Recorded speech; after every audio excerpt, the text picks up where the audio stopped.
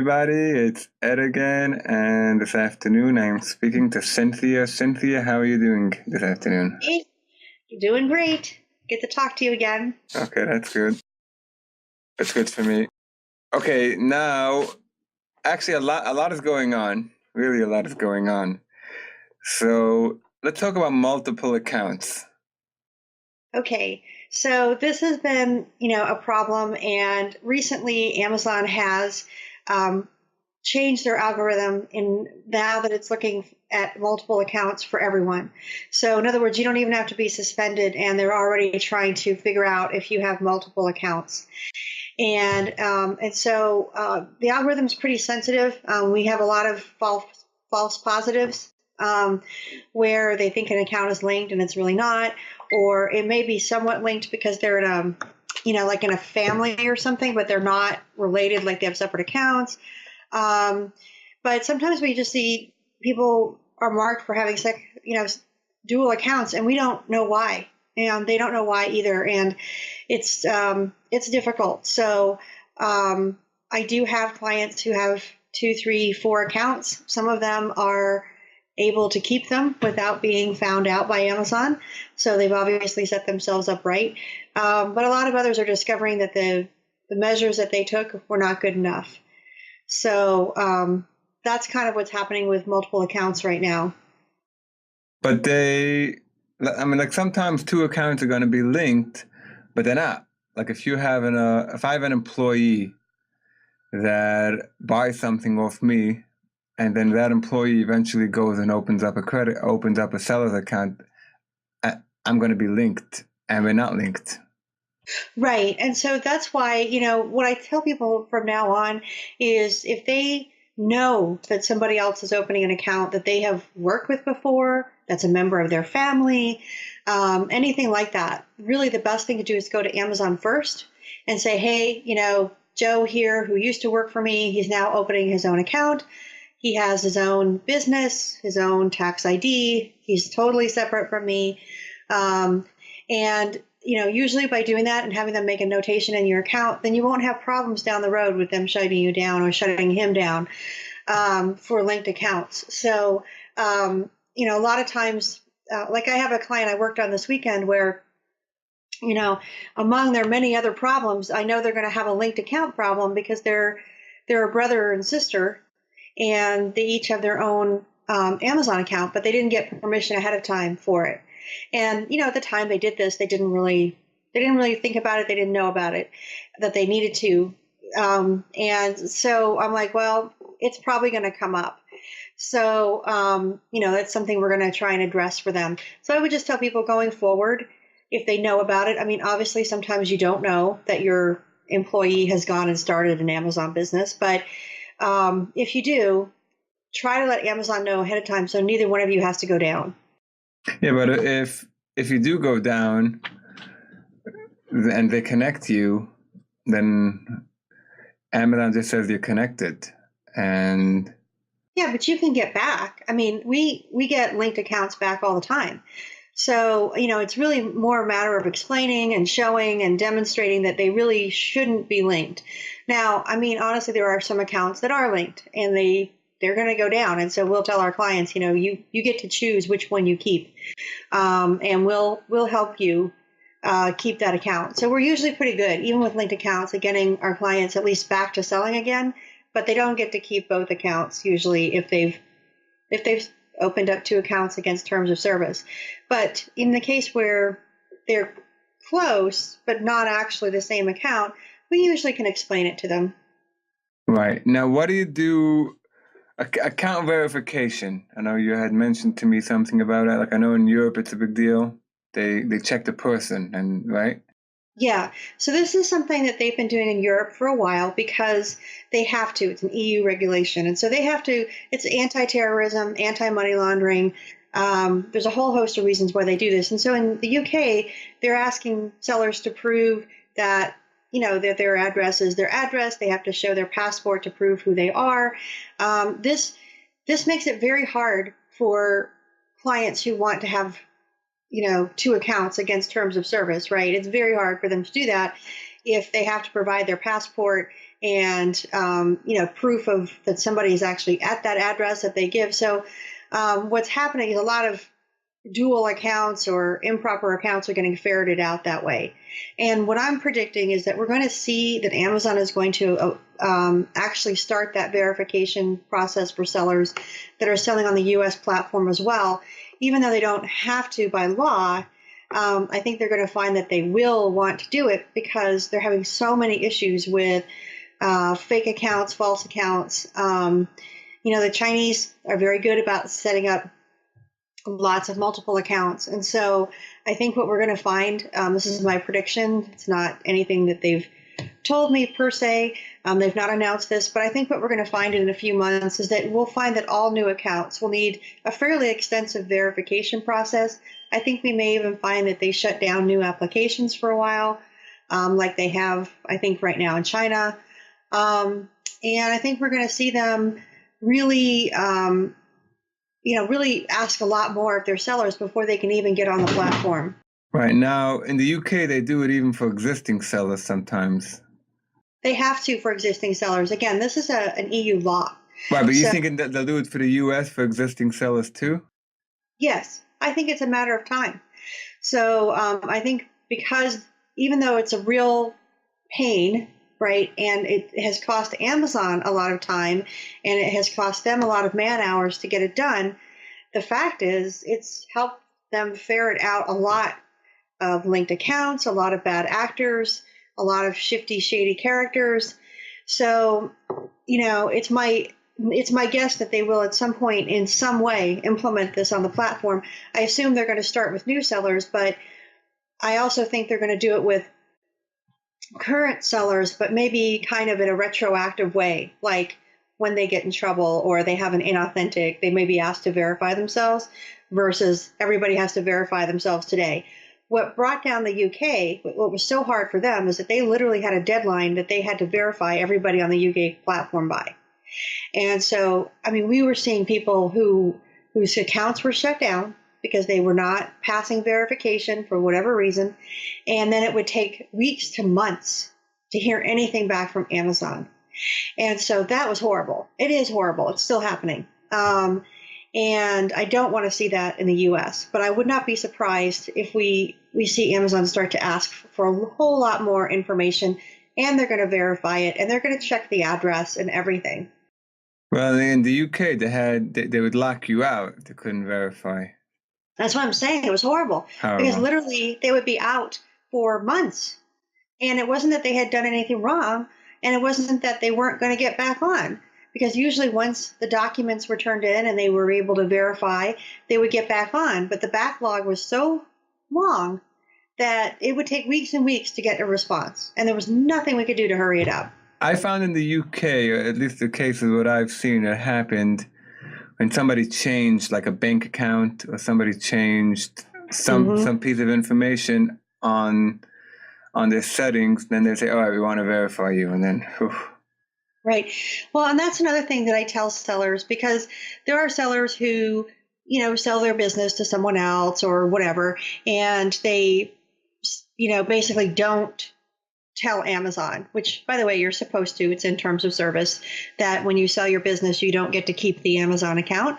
But a lot of sellers do. And so then what happens is they go in and the new owners or whatever, and they start changing the bank account, the email address, the tax ID, whatever, and boom, they're shut down for fraud. And it's really hard to get somebody back from fraud. That's because the fraud department is not seller performance. There's no way to reach them. It is extremely difficult. And so I always tell people, if you're going to make changes like that on your account, you need to do them very slowly and very carefully, and to the best of your ability, try not to do them. If your new owner, wants to own the bank account, which makes sense, do it at the bank level. Go to the bank and transfer ownership there and give them their new account and take yourself off it, right? Don't do it, where they're going to switch it to their bank, because frankly, that just is going to be a big red flag. Don't change the main email address. Don't change your address. Don't change your tax ID. If it is your intention to sell your account and for them to keep the account, then don't do any of those things. Now, there is an alternative. You can tell Amazon what you're doing, and the new company can then open its own Amazon account. So, there's two ways to go about it. But otherwise, yeah, that happens all the time. And it's horrible because here you are trying to sell your business, and all of a sudden you're shut down for fraud. Right. You got to tiptoe your way around it. Mm-hmm. I think it has to be really carefully thought through. And as few changes as you can make on the Amazon level, the better. And most acquisitions include purchasing the brand, and they include purchasing, all the assets of the business, usually the inventory, all this stuff. So there's really no reason that you would need to change anything. You don't need to change the name of the business. You don't need to change any of that because as the new owner, you own that, right? You own that name. You own that bank account. You own all of that. So all you really need to do is just do it behind the scenes with paperwork and make it legal. And of course, get the old owner out and change the passwords, but don't make it visible to Amazon if you can avoid it. Okay, let's talk a little bit about the at-risk dashboard. How many times have you heard there are 2 items? It says inauthentic. My account is at risk. What should I do? I'm hearing this dozens of times a day. Okay, so this is, and I even put out like a little public service announcement on some sites, and I try to kind of tamp down the panic. Basically it is a glitch. We have talked to Amazon about it. And for some of our clients, we're able to get them back just by providing their information to an internal contact that we have, and they go through it and they kind of make them disappear, right? Because a lot of them are bogus, right? The seller never got that notification. So they may say, oh, in July you had this inauthentic that you didn't deal with. And it's like, I never got it. And they didn't. So I call that the glitch. And those are usually pretty easy to handle. For some of my clients, we have to also send in letters. And so it's not just going away. And so with those, I tell them in the letter, is this the glitch? Because we never received, the original notification. And a lot of times that takes care of it. But then sometimes they still want the paperwork, right? They want your invoices or they want your plan for safety. And so, at that case, you need to submit it. So far I've had one client who was suspended because of the glitch. But it wasn't exactly the glitch. I think the glitch triggered it because it brought some things up. But anyway, for everybody else, it has not been, a threat. Like it'll say your account is in danger and you'll only have one complaint. So, I've also talked to Amazon about that's, they need to have some kind of range or something. You can't just say because you have one inauthentic, you're at risk. I mean, I guess to some degree you are at risk because if you keep getting more, they're going to shut you down. But they make it sound like your suspension is imminent. Right. I say, I'm sorry, I say if you're at risk for 1, you're at risk even when you have 0. You're always at risk. Yeah. So I'm hoping that they'll find a way to kind of give sellers a better idea of their level of risk. Maybe they're yellow and then orange and then red. I mean, I think that otherwise it's a meaningless tool because all it will say to them is if you have one complaint, you're at risk. Well, guess what? We already knew that, but that doesn't help us improve anything. I mean, I think most people know the goal is 0. Anyway, but with the glitch, like I said, for most people, they're not in immediate danger.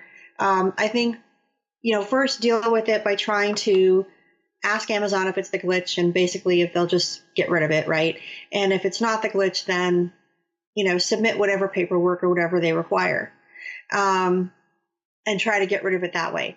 It's also showing 90 days worth of stuff. So the other thing is if you have something really old on there, it is going to drop off, at the 90-day mark. And so your metrics will improve. So if you can go 90 days without a complaint, you'll be back at 0. The funny thing is for the late shipping and for some of the other stuff, it works quite well. Yes, exactly. But on those other metrics, they also give you kind of a range. So if you're, if you're at less than 1%, then you're okay. If you're at more than Mm-hmm. 1%, it's bad. And so that's what's really frustrating is there's really no, there's no indication like what's good and what's bad. How many do you get? Now, we've always told people that you can be shut down, with as few as two or three if they're really close together. And if you get four or more in a 6 month period, you're definitely going to get shut down. And you get 5 a year of inauthentic.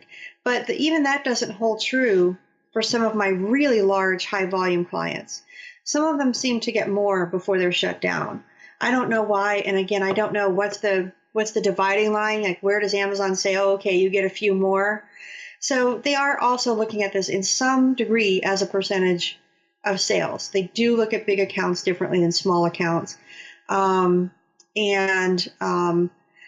I would say that if you're a small account, which means you're, let's say less than 3 million a year, probably less than 10 million a year, and you've got 2 or 3 already in the last 6 months, then yes, you should be scared because you can't afford another one. It's time to make sure you fix the problem.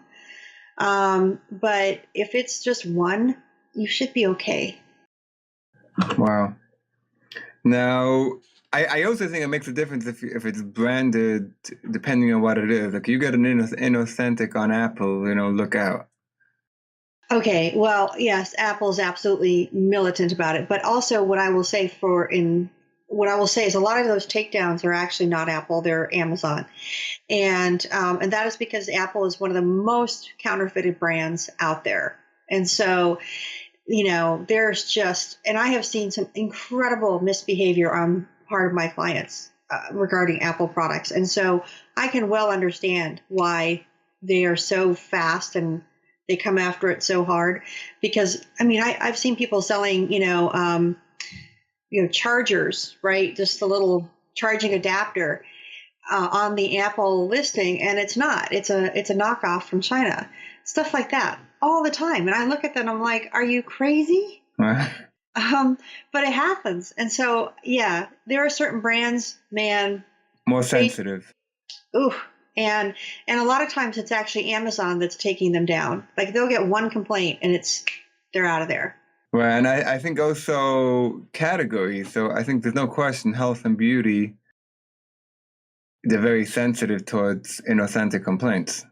Yeah, and that's because it's such a rampant problem. That's the problem. There's so many people who are, buying through their spa or, buying in some way or another and then improperly selling on the platform. And, what people kind of forget about inauthentic, it is about where you buy your product. But the reason why it matters is because we're dealing with stolen goods. This is what the problem is. So it's not, is my product genuine? It could be genuinely stolen from somewhere. And so the thing is, you as an owner, you are responsible for making sure your goods are not stolen as well as not counterfeit. And so that's what happens when you can't trace it back to the manufacturer. That means that maybe that manufacturer never got paid for those goods. Right, but why would Amazon, like, to me, it seems like Amazon lately even more, they're not looking at the whole big picture. Like, they'll take a seller that's selling for 8 years, doing 10 million a year, perfect everything, and then one customer will complain fake, and they'll suspend him. I mean, well, my experience has been that usually there's some other things going on in the account as well. It's usually not just one. They will definitely shut down a listing for that, but they usually don't shut down the account unless there's something else going on.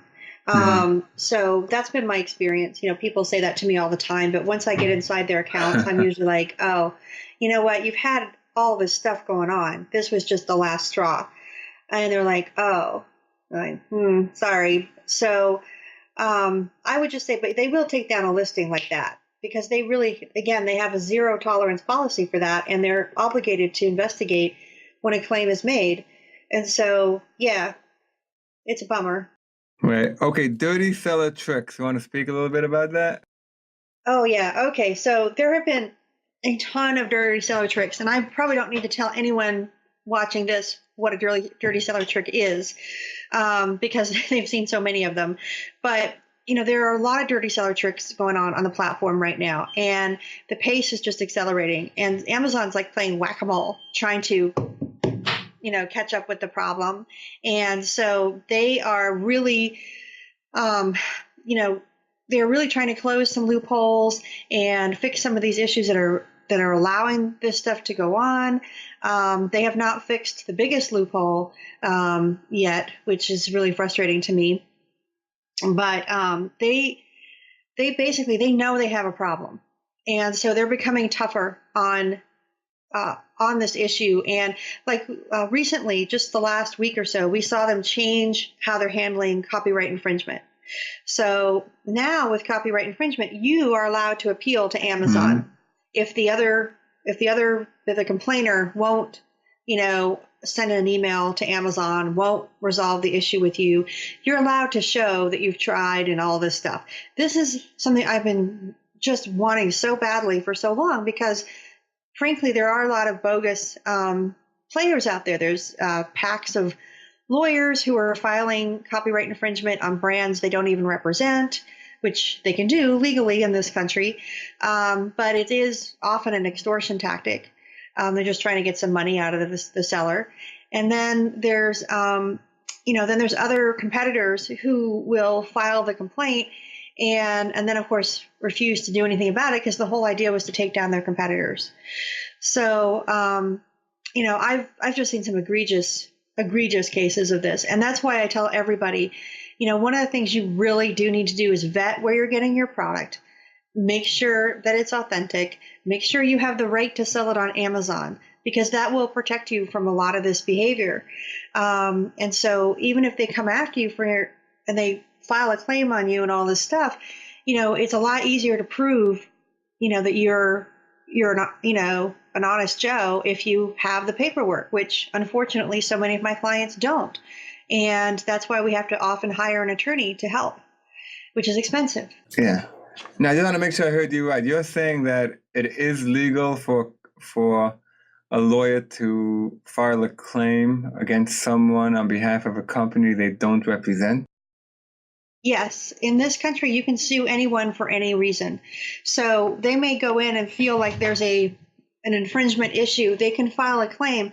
And I not to be misleading, it's not that they are filing it on behalf of that brand, but they are filing it and they don't represent that brand. So it's not like the brand is saying, hey, you guys are infringing on my stuff and I've hired this attorney to go after you. What's happening is the attorney has recognized an opportunity and they're allowed to file a suit or a case against you, because this is America and you can file a lawsuit, for almost any reason. And again, it's not really a lawsuit. They're just simply saying to Amazon that they believe you're infringing, and they have to provide some paperwork and they have to take an oath against perjury that what they're providing is accurate. So for some of them, they're willing to do that. It doesn't sound like a very productive law to me. Oh, the guys who do this are bottom feeders. Okay. I mean, it's awful. Yeah. And I've seen letters that they've sent my clients where they're like, basically, if you'll pay us, $5,000, for the infringement, and you'll give us this and this information or whatever, we'll consider this case closed and we'll tell Amazon it's resolved.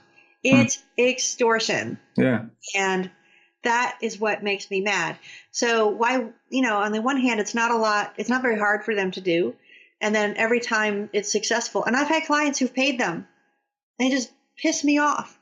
And so here they are basically making easy money, filing, claims of copyright infringement on the platform. I've heard recently of a case where this company, someone received an infringement from a company, and then the company said they never filed it, and that it was some kind of spoof. Yeah. Again, I don't know if it's a spoof or if it's filed by someone else. Again, like I said, I was shocked to discover this, I literally could go and file a claim against someone else infringing on your trademark, and I never have to tell you about it, Ed. Right, Like, it's ridiculous. Yeah. You'd be stunned to know, that you're going after these other sellers, right? So it could be a spoof. And I have had clients who have exclusive relationships with the brand, who have letters from the brand granting them permission to sell their product on Amazon, get their listings taken down, and have to prove to Amazon, that this is totally bogus. And then, of course, they provide their proof to whoever filed the complaint, and they ignore it because they're just trying to get rid of the competition.